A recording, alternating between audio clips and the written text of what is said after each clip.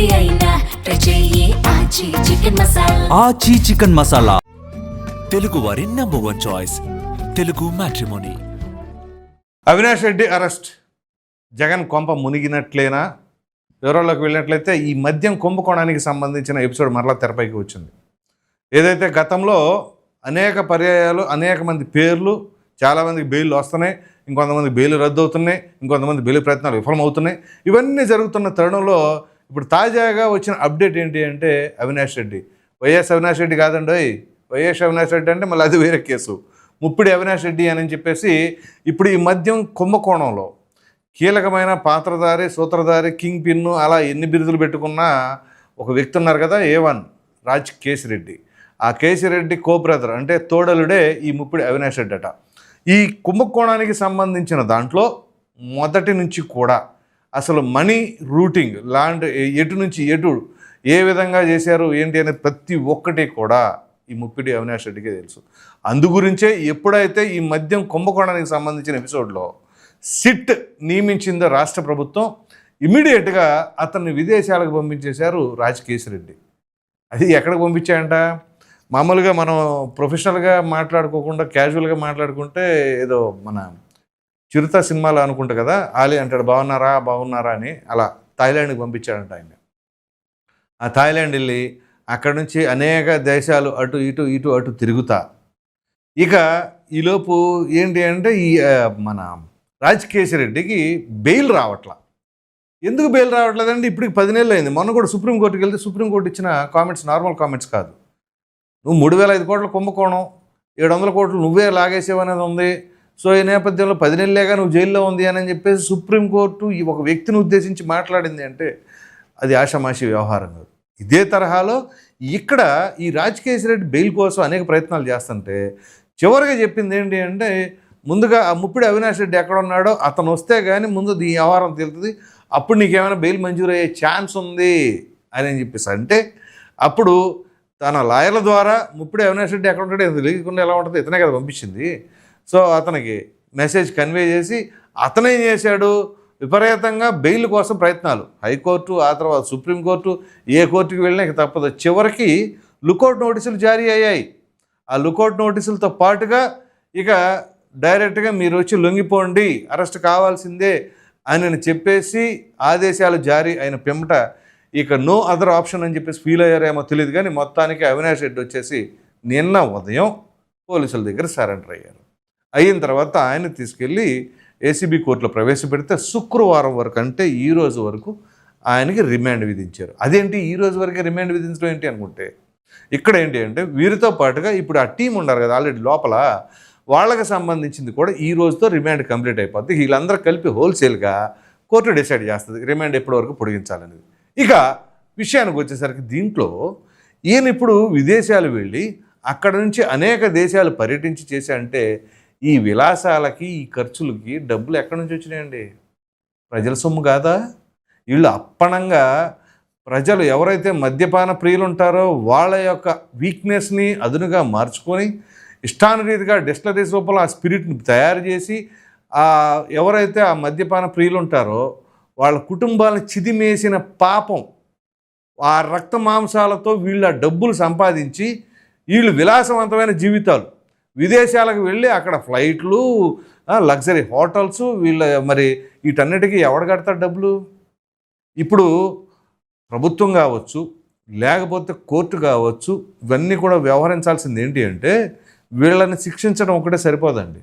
వీళ్ళు ఎంతైతే దోచుకున్నారో వీళ్ళ స్థిరాస్తులు మొత్తం కక్కించాలి. అవసరమైతే వీళ్ళ దగ్గర నుంచి వీళ్ళు ఏదేదైతే వీళ్ళ బంధువులు ఉంటారు కదా వాళ్ళ దగ్గర నుంచి కూడా మొత్తం లాగేసేయాలి. అంటే వీళ్ళు మా బంధువులైన పాపానికి మా ఆస్తులు కూడా పోయినాయి అనే పరిస్థితి రావాలి. అప్పుడు భవిష్యత్తులో ఏ ఒక్కరైనా ఏదైనా స్కామ్ చేస్తున్నారా, ఏం చేస్తున్నారు ఏంటి అని చెప్పి చెయ్యాలి అన్న అది సాహసించకుండా ఉంటారు.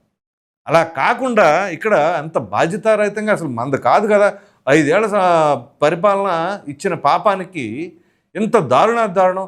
మామూలుగా న్యాచురల్ రిసోర్సెస్ అయినటువంటి ఇసుక, అదేంటది మట్టి, గ్రానైట్లు కావచ్చు, ఈ మైన్స్ ఇవి దవ్వేసుకుంటారు. దానికి అదుపు లేదు.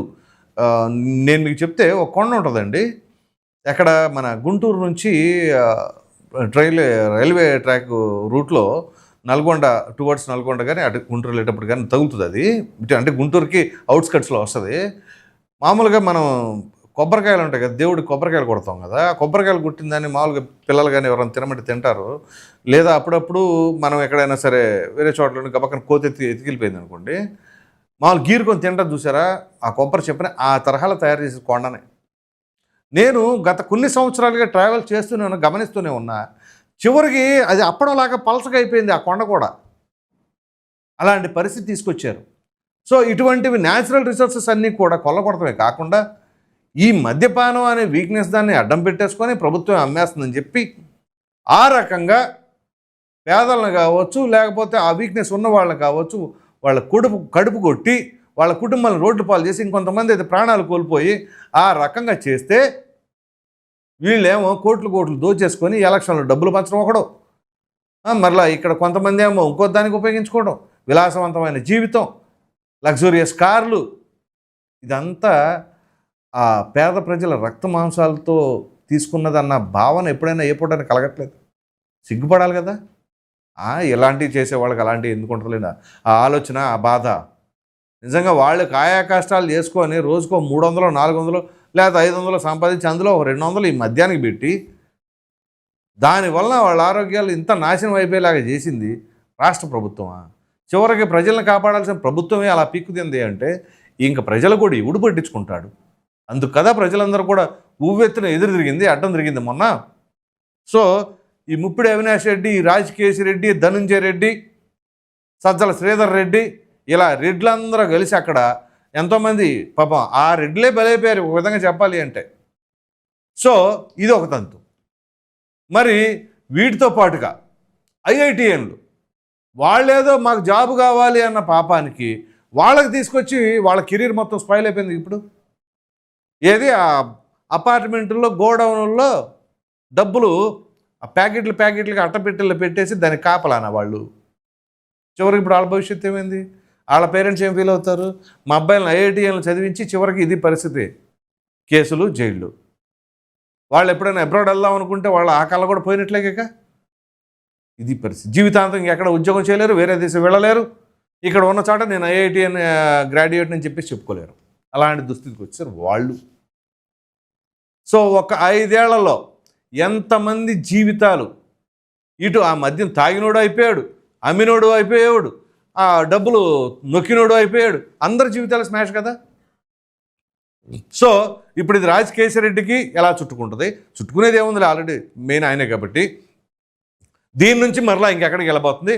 మరి జగన్మోహన్ రెడ్డి గారి దాకా వెళుతుందా? వెళితే ఏం జరుగుతుంది? ఎందుకంటే మనం చాలా వీడియోస్లో మాట్లాడుకుంటా ఉన్నాం, ఇంకేముంది తాడేపల్లి దాకా వెళ్తారంటే కింద కామెంట్లు పెడతా ఉంటారు. తాడేపల్లి దేని ఎదుర్కొని మీరు పద్దాకి ఎలా చెబుతారు, ఢిల్లీ పెద్దలు బ్రహ్మాండంగా ఆయన సపోర్టివ్గా ఉండారని చెప్పేసి మళ్ళీ పెడతారు. ఇదే జరుగుద్ది. ఢిల్లీ పెద్దలు ఉండారు, ఆయనకేం కాదు, ఆయన కాపాడుకుంటున్నారు అని చెప్పేసి అంటారు. మళ్ళీ వాళ్ళ పేర్లు ఎందుకులేండి. ఇదే పరిస్థితి చాలామంది కామెంట్ల మీద కామెంట్లు పెడుతూనే ఉన్నారు. దానికి అనుమానం కలిగేలాగా, అనుమానాన్ని బలపరిచేలాగానే ఇక్కడ ఆ కేసులకు సంబంధించిన అంశాలు కూడా అందుకే కనపడతా ఉన్నాయి. ఎందుకంటే మనకు చాలా కేసులు ఉన్నాయి. ఓ పక్కన సునీతారెడ్డి ఎంత పోరాడుతుందో తెలియదేం కాదు. మరి బాబాయ్ హత్య జరిగి ఇన్ని సంవత్సరాలు అయినా కానీ దానికి సంబంధించి పురోగతి లేదు. మరి ఒక ప్రక్కన చూస్తేనేమో ఈ మద్యం కుంభకోణం అంటే అది అంతంత మాత్రంగానే ఉండిపోయింది. ఈ అంతంత మాత్రం కేసుల్లో మరి ఎంత మాత్రం ఏ మేరకు ఉంటుందో కానీ మొత్తం మీద చెప్పుకోవాల్సి వస్తే ఇక్కడ ఈ అవినాష్ రెడ్డి ఇక తప్పనిసరి పరిస్థితుల్లో అరెస్ట్ అయ్యి ఇప్పుడు మరి ఈరోజు వాళ్ళకి రిమాండ్ రేపు ఎప్పటివరకు పొడిగిస్తుంది ఏంటి తెలియాలి అంటే మరికొంత సమయం వేచి చూడాలి. మరి ఈ ముప్పిడి అవినాష్ రెడ్డి లొంగిపోయిన పిమ్మట జగన్మోహన్ రెడ్డి దాకా వెళుతుందా, ఏమనుకుంటున్నారో అనే మీ అభిప్రాయాన్ని కామెంట్లో ఖచ్చితంగా తెలియజేయండి. Thank you.